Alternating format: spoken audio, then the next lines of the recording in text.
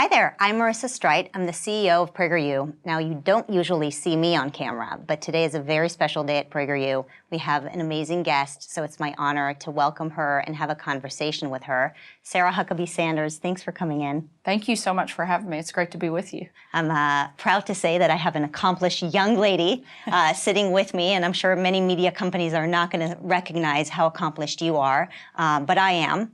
And we are here at PragerU very much appreciative of everything you've done for our country, and so proud of your work. In addition to that, we both have 3 little children, so we're moms.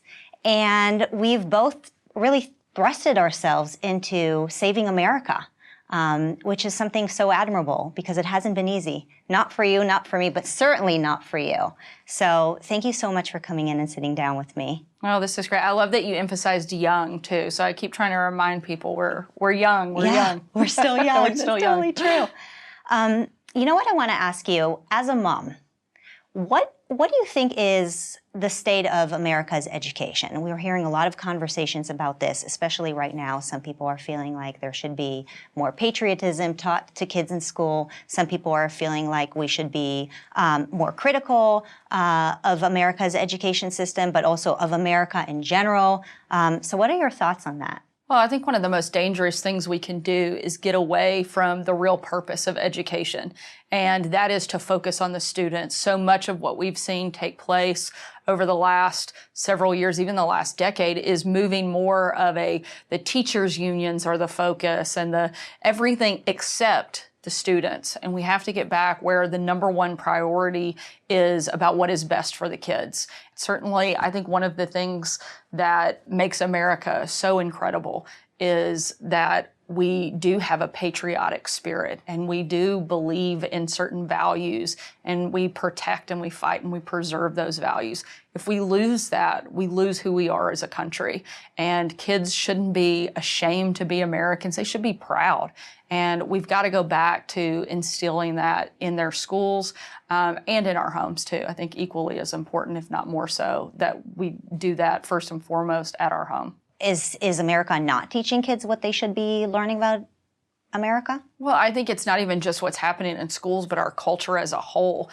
Certainly the radical left has made it somehow negative now to be an American. We shouldn't apologize for being the greatest country on the planet. We should be proud of that and help other countries come alongside us to achieve what we have done. And I don't think there's anything wrong with kids learning to celebrate and be proud of this country. And we've definitely seen a major shift away from that, but not just in our schools, in our entire culture. And we've got to get back to where that's not a negative thing. It shouldn't be a political thing anymore to be proud of being an American. And what do you think it does for like a young child? How old is your oldest? Mine are 8, 6, and 5. 8, 6, and 5. So mine are 7, 5, and 2. And, you know, I keep thinking about the messaging for children. So what do you think it does to the psyche of a child to hear that all this negativity about America?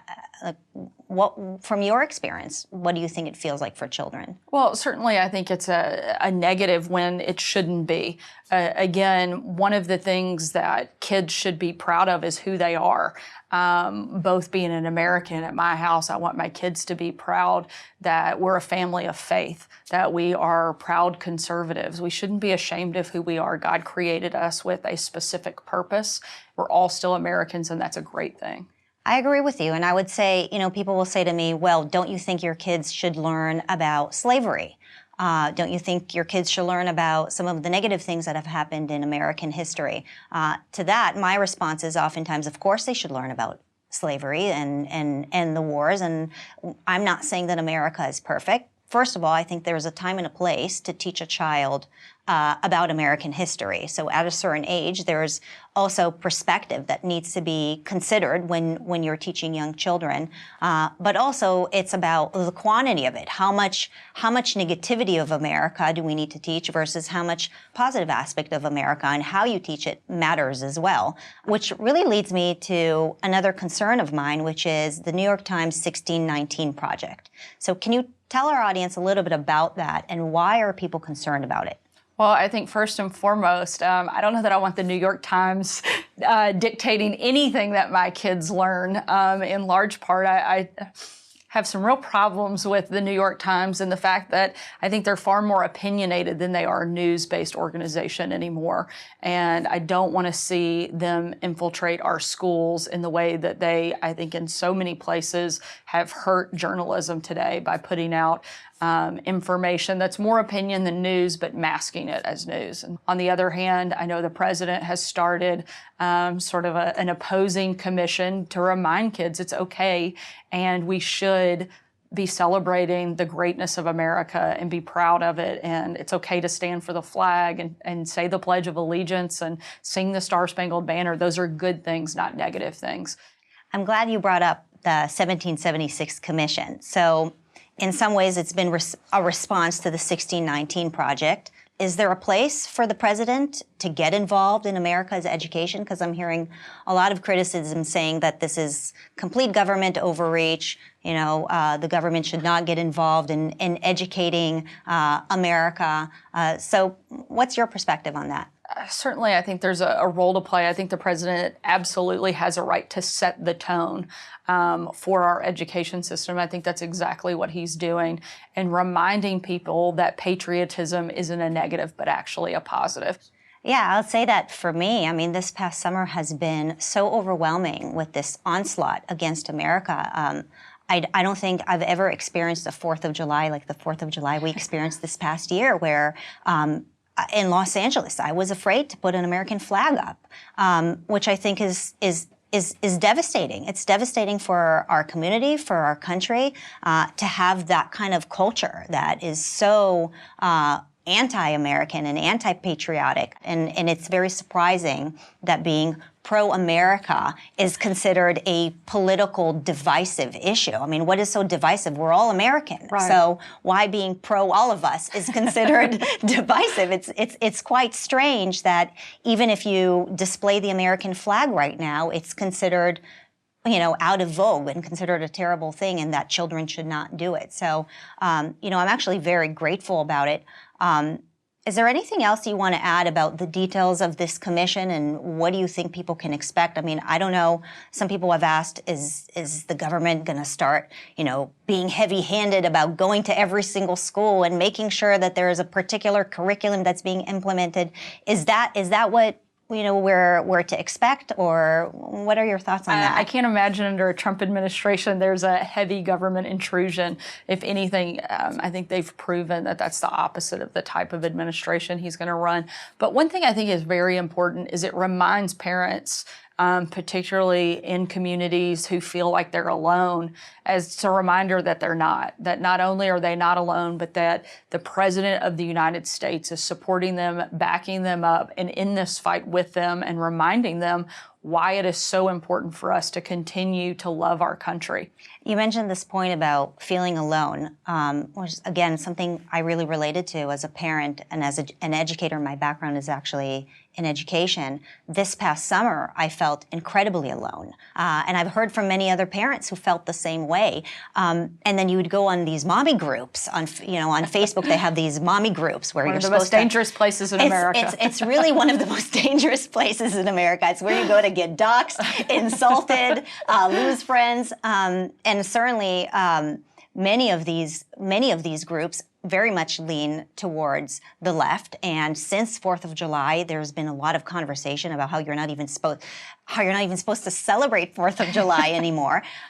So I was very much taken back by it, because I just felt like moms like me, parents like me, or educators like me did not have a place to go to find like-minded people. And it's just very hard to fight this onslaught alone. It's really hard, and you don't really know what kind of curriculum you can use with your children if let's say you're a homeschooler. But if you're not a homeschooler and you send your kids either to a private school or a public school, what is okay and what is acceptable? And I felt very much alone in this entire process, and I started looking for resources, trying to see how I can inoculate my children or supplement the education that they were getting, especially during the lockdown that they were at home.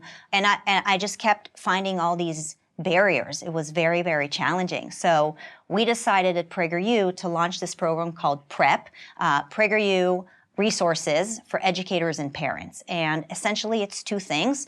One is it's just a page of resources, some links that you can find, some great books to order, great essays, great conversation, discussion points with your children. And the other part, which was that component that I felt that I was missing, was a forum where people who join PrEP can actually speak to other parents and talk about how to crowdsource these problems that we're dealing with, whether it's the onslaught or just feeling alone or not being sure how to talk to some of the educators and parents in our school. The issues are many, but hopefully this group can come together and help support one another.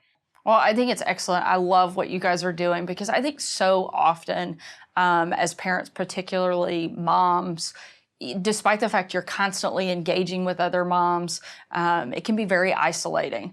And I think social media, while it's a great tool, has been one of the worst things to ever happen to parents because you see the highlight reels of everybody's best life, the best family photo, the best family trip, the perfect lunches, the perfect birthday parties. And as moms, we put so much pressure on ourselves to live up to the expectations of everybody else's highlight reel.